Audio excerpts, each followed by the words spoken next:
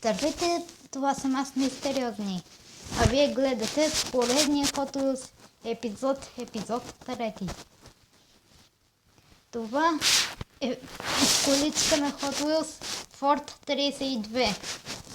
Ако имате някоя ретро кола или класическа кола, така да речем, знаете, че Ford 32 е наистина стара кола, но това е тонингованата версия на 32, затова е толкова бърза. Личи си по открития двигател и яспосите и по тези детайли. Технически, да.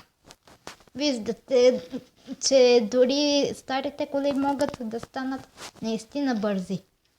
Че така, да, това е наистина бърза кола.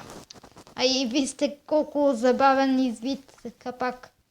Честно не съм сигурен дали оригиналният 32 има такъв капак, но наистина уникално извид. А и вижте как е интересно подредени гумите. На оригиналния 32 са им равни, докато на този едната е по-голяма. Да. А и вижте как напред гледа решетката. На оригиналния 35 не и 5, а и 2 не гледа на преден, а на заден. Че така е, да, има леки промени.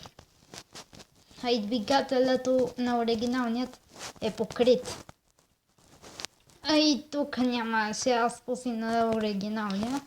Че така помнете, тъй като е Hot Wheels, не изглеждат като истинските коли, а някак си по-спортни, по-модерни и такива.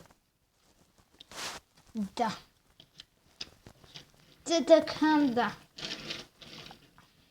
Ето, показваме ви бързината. Гледам да не засилвам много, да не падне от бюрото. И да. А причината да гледам да не падне до бюрото е защото баща ми спи и не искам да го будя.